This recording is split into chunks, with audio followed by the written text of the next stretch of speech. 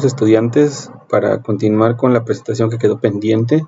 Si no mal recuerdo, en la sesión virtual nos quedamos en este apartado, en esta filmina, cuando estábamos platicando sobre los watts de consumo. Por ahí estuvimos platicando sobre el consumo aparente de energía y transformada en lúmenes, con la pregunta de la maestra Nelly sobre las lámparas. Vamos a pasar a la siguiente parte de magnitudes eléctricas. Vamos a ver lo de la medición de estas magnitudes. En primera instancia, para medir la tensión, que en este caso es el voltaje, se utiliza un voltímetro, que es un aparato con una escala graduada, cuyo valor de lectura se puede variar, y dos cables. Es importante que esos dos cables estén conectados a la parte de voltímetro, si es que el aparato tiene la posibilidad de medir algunas otras magnitudes más. Entonces hay que detectar correctamente los bornes, los pernos, donde se va a insertar las puntas de medición en el dispositivo llamado voltímetro. Únicamente, como su nombre lo indica, puede medir el voltaje. El rojo se conecta al polo positivo de la tensión que se desea medir y el negro al negativo. Es importante, si no, va a entregar una medida negativa. Si es analógico, va a estar entregando, por lo regular están diseñados para no dañarse cuando se invierte la polaridad de la medición. Sin embargo, puede ser que en algunos dispositivos, en algunos elementos de voltímetro, no marque el voltaje, y una vez que se invierten los cables, las puntas de forma correcta, pues ya empieza a marcar. En los digitales no hay problema. Si las puntas están en el lugar correcto, marca el voltaje que se está midiendo. Si se colocan de forma inversa, lo único que va a enviar es que va a mandar un voltaje negativo. Entonces, de esa forma se va a saber que las puntas están invertidas. Ahí en la imagen se puede observar que se está midiendo el voltaje que resulta que se está consumiendo por efecto de la resistencia con respecto de la batería que está suministrando, de la pila que está suministrando la energía. El voltímetro se coloca en paralelo con el elemento cuya tensión se desea medir. Eso es importante. Para medir tensiones se debe tener en cuenta que, primero, si la corriente que se va a medir es continua o alterna. Cada voltímetro que se requiere es diferente. Si se utiliza un voltímetro de corriente directa para medir voltaje de corriente alterna, pues es muy probable que se dañe el dispositivo. De igual manera, para corriente directa ya es difícil que se dañe si se quiere medir corriente directa y se utiliza un voltímetro para corriente alterna. Lo más seguro es que no se dañe el elemento. Pero al revés, sí es muy probable que se dañe. Si se utiliza un voltímetro de corriente directa para medir corriente alterna, es muy probable que este dispositivo se dañe. Tercero, conectar siempre las puntas de los cables de medición en paralelo con el elemento cuya tensión se desea medir. En este caso, en la imagen se está midiendo el voltaje que consume la resistencia. El siguiente elemento es un amperímetro para medir la intensidad. Es un aparato cuya escala tiene una escala graduada. Si se fijan en la imagen, se movió el cable de la punta negra. Está en el extremo derecho. En comparación de la filmina anterior, estaba un espacio antes. Entonces es importante colocar los cables en los bornes, en los pernos correctos de medición, para que no sufra daños el dispositivo. Uno de los cables es rojo y el otro negro. El rojo se conecta al polo positivo de la corriente que se desea medir y el negro al negativo, siempre cumpliendo con la polarización correcta del circuito que se desea medir. El amperímetro se coloca en serie con el elemento cuya intensidad se desea medir, no en paralelo, en serie. Para medir la intensidad se debe tener en cuenta que, primero, si la corriente que se va a medir es continua o alterna. Cada tipo de corriente requiere su amperímetro. Asegurar que la intensidad a medir no es mayor que la que puede medir el aparato. Después, comenzar a medir con la escala de mayor capacidad de lectura para evitar que el aparato trabaje forzado. Si no se sabe a ciencia cierta la cantidad de amperaje que circula por el circuito, lo aconsejable y que dice el número 2 es ponerlo en la escala más grande para que el amperímetro trabaje de forma holgada y no se sobrecaliente, no se dañe. Es importante que, por ejemplo, si se sabe que el circuito consume como un máximo de, por ejemplo, 300 amperes, no utilizar un amperímetro que tenga un límite muy cercano a esa cantidad, porque puede ser que el amperímetro se dañe, es muy probable que se vaya a dañar. Entonces, si el amperímetro no está facilitado o su manual no dice que puede soportar esa cantidad de amperaje, pues no utilizarlo, conseguir otro para evitar accidentes. Como número 3 dice conectar siempre las puntas de los cables de medida en serie con el elemento cuya intensidad se desea medir.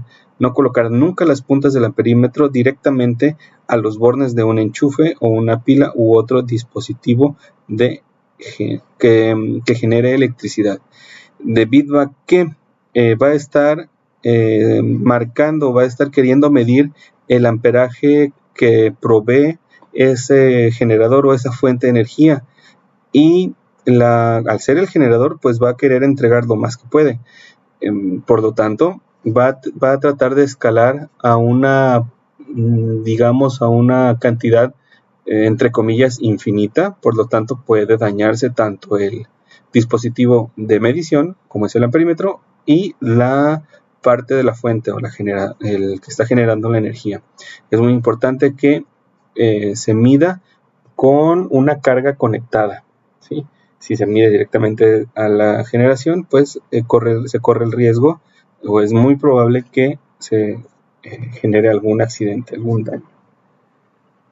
Continuando con la medición de magnitudes eléctricas, vamos a observar ahora la medida de la resistencia. La resistencia se mide por un ohmmetro, que es un aparato cuya escala graduada, igual que el voltímetro y el amperímetro. Se coloca en paralelo con el elemento cuya resistencia se va a medir. Para medir resistencia de un elemento hay que asegurarse de que este elemento esté desconectado del circuito. De lo contrario se obtendrá una medida errónea y se puede dañar el aparato. Para empezar, si se va a medir una resistencia, esta resistencia debe estar desconectada del circuito. Si no se puede desconectar del circuito, por lo menos hay que desconectar de cualquier fuente de alimentación ese circuito y descargar los capacitores. Una vez que ya se ha hecho estos pasos, ahora sí es seguro conectar el ohmmetro y medir la cantidad de resistencia que posee esa resistencia. Con multímetro. Un multímetro es un dispositivo que puede variarse entre las diferentes mediciones de magnitudes. Quiere decir que puede seleccionarse en él, por ejemplo, seleccionar amperímetro para corriente directa y alterna, voltímetro ya sea para corriente directa y alterna, el ohmmetro, inclusive hay unos multímetros que pueden entregar mediciones de bobinas. Entonces por ahí vienen los henrios para poder medir algunas bobinas, algunos embobinados. Incluso traen opción para conectarles un termopar y poder estar generando mediciones de temperatura. Otros un poquito más elaborados, por ejemplo, dirigidos a electrónica, tienen espacios específicos o especiales para poder medir, para poder encontrar o catalogar los pines de conexión de los transistores. Se coloca el transistor y si emite el sonido, quiere decir que está colocado de forma correcta como colector base emisor o base colector emisor, dependiendo del tipo de transistor que se esté queriendo medir.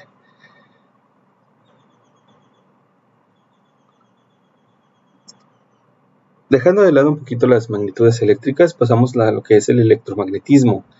Para empezar, el magnetismo es una propiedad que se presenta en cuerpos en estado natural de atraer el hierro. El espacio en el que se aprecian los efectos de un imán se llama campo magnético. En este campo se presentan dos polos llamados norte y sur. Ustedes ya lo conocen.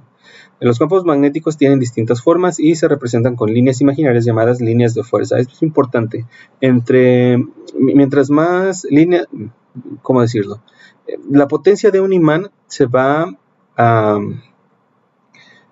determinar por la cantidad de líneas de fuerza que se pueda generar.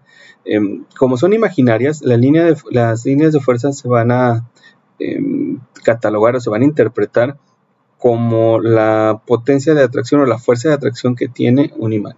Entonces, entre más potencia tenga el imán, mayor cantidad de líneas de fuerza puede generar. Eso es hablando del magnetismo natural, un imán natural. El electromagnetismo es la propiedad que se genera la propiedad magnética que se genera de forma artificial en un elemento para poder comportarse como un imán natural.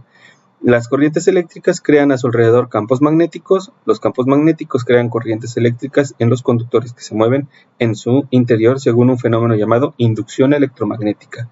Esta inducción electromagnética creo que ya la estuvimos platicando en la sesión virtual. Al momento de que la corriente está circulando por ese embobinado, se generan corrientes en dirección contraria que le permite al flujo de la corriente, que le permiten al núcleo, en este caso núcleo de ferrita, comportarse de forma momentánea mientras la corriente está circulando en un imán. Como el dispositivo se conecta a la corriente eléctrica, se le llama electromagnetismo.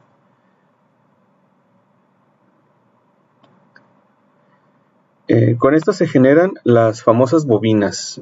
Aquí dice que también se llaman solenoides. Dependiendo de la aplicación de la bobina, puede ser o no llamada solenoide. Es un dispositivo en específico, un solenoide. Ahorita lo explicamos. Esa bobina se genera cuando un hilo conductor se enrolla se enrolla en un núcleo. Puede ser núcleo de aire, por ejemplo un núcleo vacío, o núcleo sólido, por ejemplo un núcleo de ferrita, y por ese hilo conductor se hace pasar una corriente eléctrica. En el interior de la bobina se encuentra lo que se llama núcleo, lo que les platicaba en un momento, que puede estar ocupado por un objeto construido con material férrico o en su forma simple con aire solamente.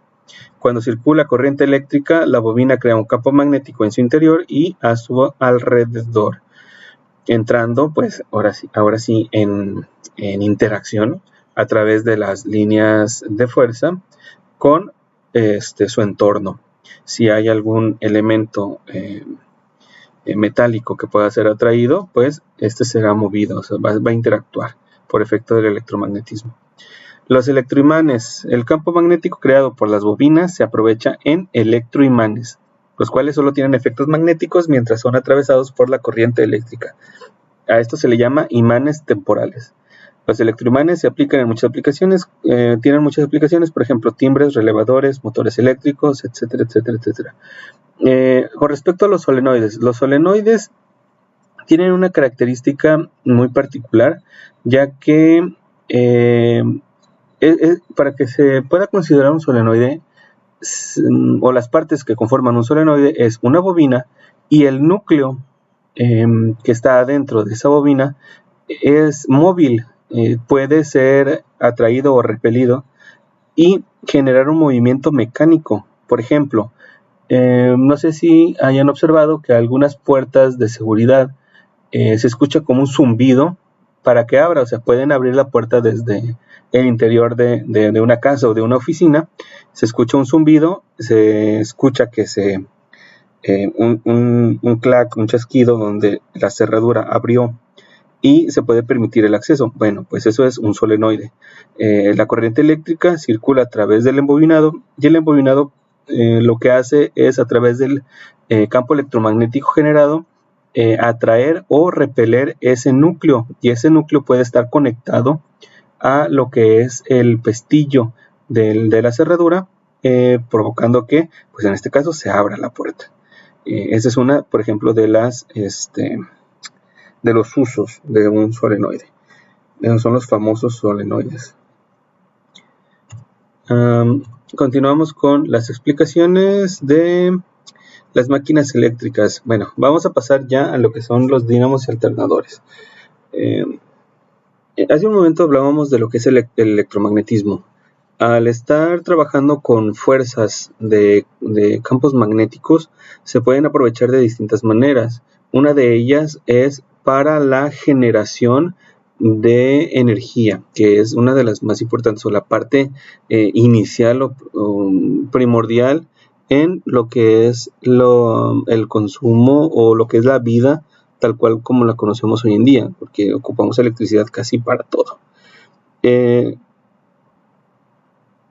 Primero vamos a ver lo que es corriente continua y corriente alterna. La electricidad que utilizamos hoy en día de forma común puede circular en un solo sentido siempre, como sucede con la que producen pilas o las baterías. Entonces esto se llama corriente continua, cuando se tiene un polo positivo y un negativo. También puede circular combinando constantemente de sentido, como la de los enchufes de las casas, los famosos tomacorrientes. En este caso se está hablando de lo que es corriente alterna, porque van alternando un hemiciclo y otro hemiciclo en la parte positiva y la parte negativa de la onda sinusoidal. Un alternador es una máquina que produce corriente eléctrica de tipo alterna. Esta está conformada por una bobina que gira en el interior de un campo magnético de un imán. En este caso, el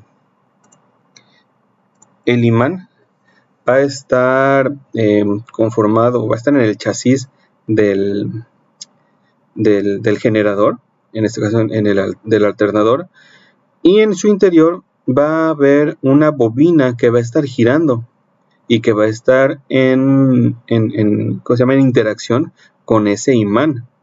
Cada media vuelta que dé la bobina aquí en el interior va a provocar que la corriente eléctrica cambie de sentido. Los extremos de esa bobina están conectados. Aquí se ve el cablecito rojo y el cablecito azul que pasa hasta hasta la otra delga.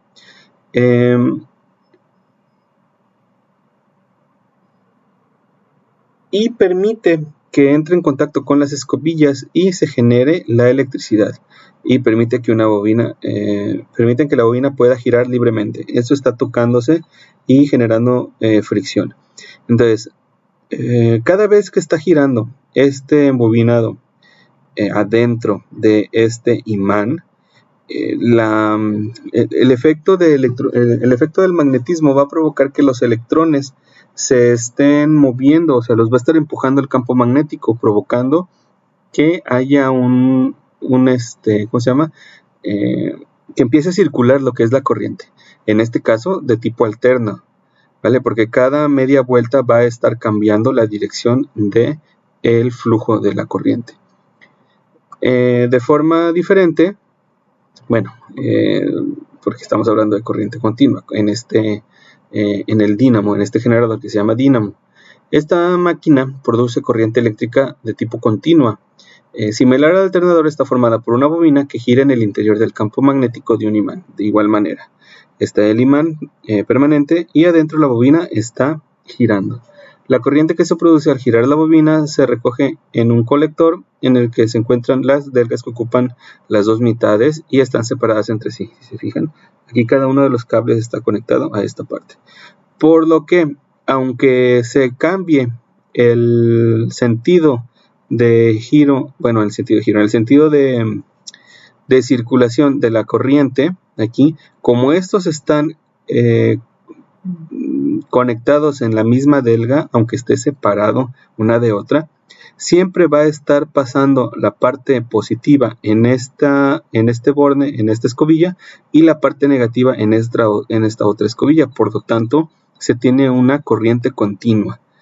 De ese modo se evita que la corriente eléctrica creada cambie de sentido, lo que les acabo de explicar, y también que se enreden los cables.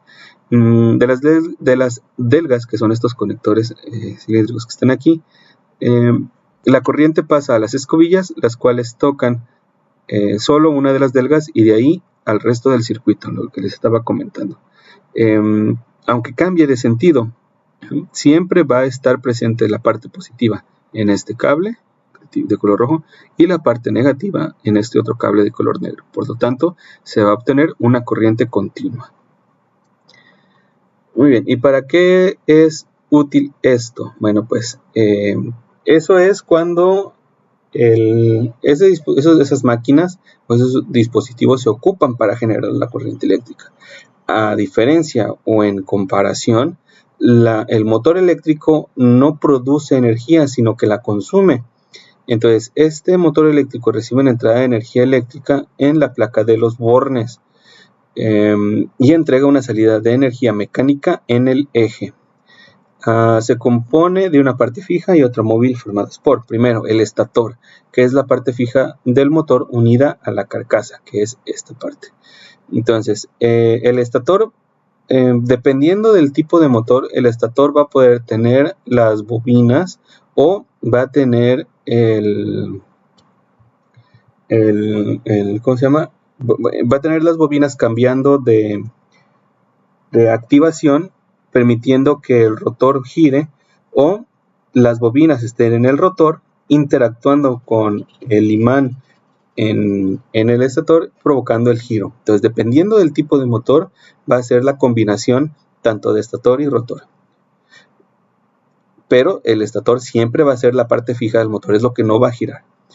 Normalmente se sitúa el inductor que crea el campo magnético que da lugar a la fuerza que produce el movimiento. En este ejemplo, aquí están las bobinas que al estar intercalándose o cambiando de activación una después de la otra, va a permitir el giro del embobinado o del inducido que va a estar aquí adentro girando, en este caso el rotor. El inductor puede estar formado por electroimanes con bobinas o por imanes naturales. El rotor, parte móvil que gira dentro o alrededor del estator. En el rotor, por lo general, se encuentra el inducido, como ya les había comentado, formado por una o más bobinas que giran por efecto de fuerza magnética originada en el inductor. El inductor, como ya les había comentado, es el que se encarga de proporcionarle el sentido de giro al rotor. ¿Vale? Estas partes, el motor consta de un colector encargado de llevar la corriente a las bobinas, que en algunos casos está partido en dos delgas, y las escobillas que transmiten la corriente desde la fuente de energía eléctrica exterior al colector. Entonces, esas son las conexiones que le van a permitir al motor energizarse en cierto orden, mejor dicho, para permitir el giro y en ese sentido también la fuerza que va a tener el motor para poder mover lo que sea que esté conectado en su rotor. Una vez hablado de lo que son los generadores, tanto el alternador como el dínamo, vamos a pasar a dónde se ocupan. En este caso, vamos a hablar de lo que es la generación y transmisión de la electricidad. Independientemente del tipo de recurso que se emplee en la central generadora, en esa central generadora, como su nombre lo indica, va a haber un generador, ya sea un alternador o un dínamo. Por lo regular es un alternador, generando corriente alterna para posteriormente distribuirla a través de toda esta red que ahorita la vamos a explicar. No importa si es una hidroeléctrica, no importa si es una se me fue el nombre de esta, no importa si es una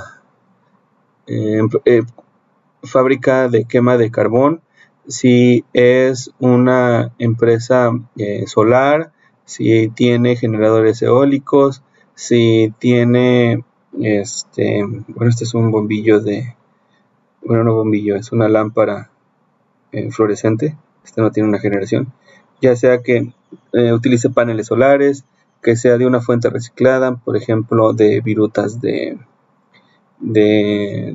pellets, o que sea una empresa de quema de carbón de tipo nuclear, que esté quemando residuos, o simplemente una central generadora ¿cómo decirlo? Abastecida por baterías, porque también hay centrales generadoras abastecidas por baterías, como por ejemplo las que entran cuando se va la energía, y los bancos de baterías impiden que la energía alterna se vaya, por ejemplo, los famosos no breaks. Muy bien, pero eso ya es algo más local en los clientes residenciales. Vamos a observar primero que no importa qué materia prima en cuanto a recurso se está empleando para hacer girar ese alternador, ese generador, la central generadora va a consumir esto y al momento de utilizar esos elementos o esos recursos naturales, va a provocar el giro de ese generador. Ese generador, llamado alternador, va a provocar que cree, o bueno, no que cree, sino que envíe a la red cierta cantidad de voltaje. Por lo regular son de 3 a 40 kilovolts la generación, pero esa cantidad es muy pequeña para poder transmitirla hasta donde se va a ocupar.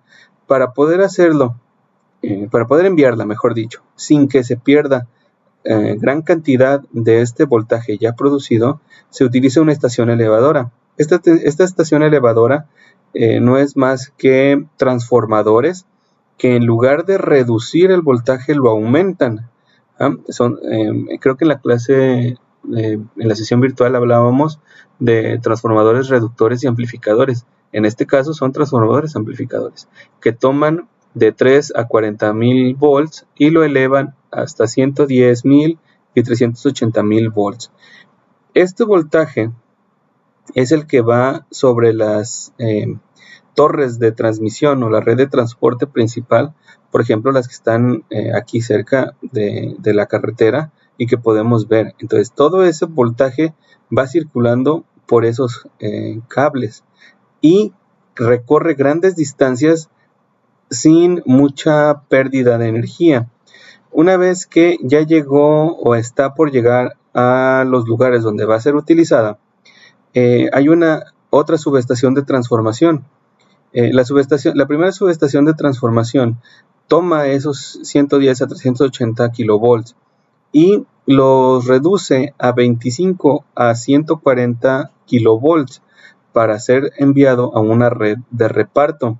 Esta red de reparto ya no tiene tanto voltaje, sino que recuerden lo de la ley de Ohm, que es directamente proporcional a lo que es el amperaje. Acá, cuando el voltaje sube, el amperaje baja. En este caso el amperaje es casi imperceptible, por lo tanto estos cables no van a consumir esa energía que se está queriendo llevar. Eso es la importancia de poder primero elevarlo, de subir ese voltaje. Una vez que ya se redujo, quiere decir que al momento de que se reduce el voltaje, el amperaje aumenta. Por lo tanto, la cantidad de corriente que se va a estar enviando a través de estas torres es mayor a la que va por estas torres de acá arriba, la red de transporte principal. Y una vez que esta primera red de reparto ya cumple su cometido, hay una estación transformadora de distribución. Estas estaciones transformadoras son las que se ubican por lo general y que están segregadas en las periferias de las ciudades y que van a tomar esos 25 a 132 kilovolts y los van a reducir de 3 a 30 kilovolts, de 3000 a 30.000 volts. Esa red de distribución se le llama red de distribución en media tensión. Lo que se estaba trabajando acá arriba es alta tensión.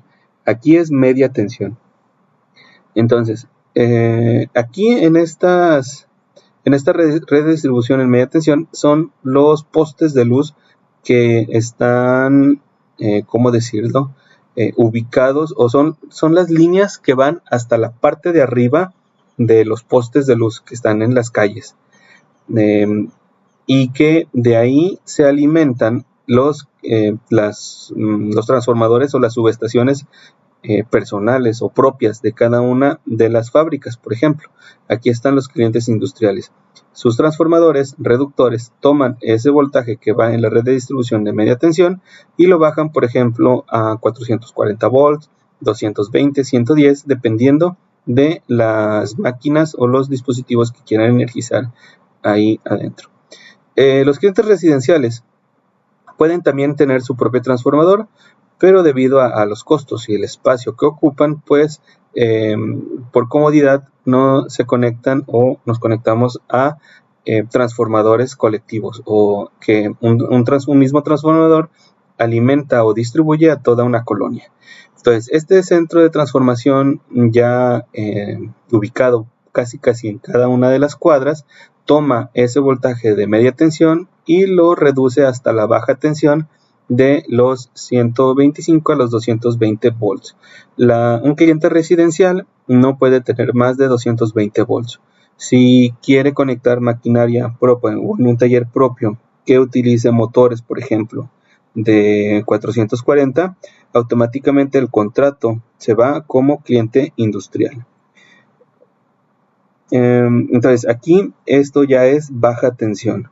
Entonces el cliente residencial aquí ya toma ese voltaje y estos cables o estas conexiones son las que van por debajo, o ya son los que van de forma vertical en los postes. Si lo pueden observar, la media tensión va de forma horizontal en la parte superior de los postes, y la baja tensión va de forma vertical en esos mismos postes, la red de distribución. Y pues ya el cliente residencial ya podemos conectar las lámparas para utilizarlas de noche cuando no podemos ver nada, o prender nuestra grabadora y escuchar algo de música. Entonces, desde la generación, a través de la elevación, transporte, reducción, más transporte, más reducción, podemos disfrutar de lo que es la energía. Hasta aquí la presentación sobre lo que es lo básico de electricidad, y en la siguiente sesión pues continuamos con los temas un poquito ya más enfocados a lo que es la parte industrial. Cualquier duda quedo al pendiente, ahí estoy en el WhatsApp, y nos estamos viendo el sábado. Saludos a todos.